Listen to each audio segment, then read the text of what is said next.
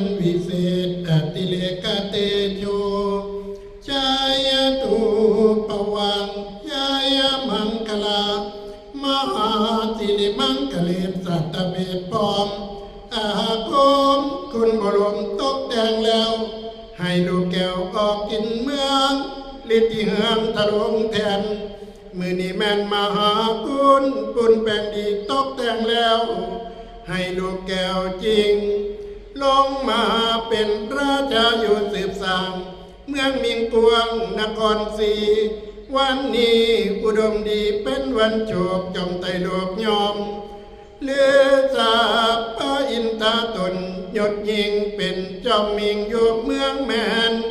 กองในแดนอันเลิศล้ำมือนิซ้ำพระเหล่าตาลงเมืองปัญญาจากเมืองตกตลาดบรมนาถเหล่าจำพรไปส่วนร้อนแถมถูกปานาลายโยกสิทธิใจเท่าสหัสในประสาทฝนหาแก้วใจผ่องแผ้ว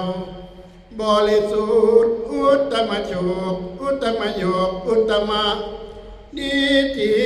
อุตตมะมหานิธิมหาสักขีปิลาศอินทบาทพร้อมที่ยังตั้งนาวังขาดกลัวพร้อมกันอยู่ซ้อนหลอดอาทิตย์จรจันทร์เตลิดอังคันถึงมหาใจพุทธพฤหัสไปเป็นโชคสุขเสาโยกวันดีเป็นวันสีสิทธิชัยราชเป็นวันอาเทดีลีบัดนี้ฟุ่มกาทั้งหลายทั้งหญิงชายหน่อยใหญ่ใจเส้นซอยนินสะอ่อนก็อมอ่านอวยพร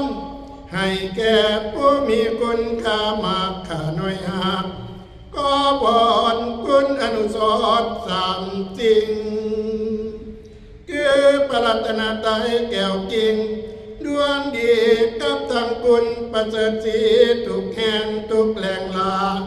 ส่วนสวรรค์ก็จงลงมาเสกสรรเป็นประพร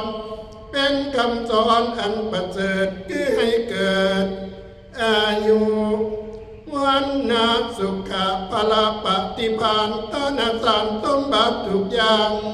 เกิดแสงสว่างแก่สัตว์โลกให้ทุกโศกสวัสดีใจยะสีใจยะตุ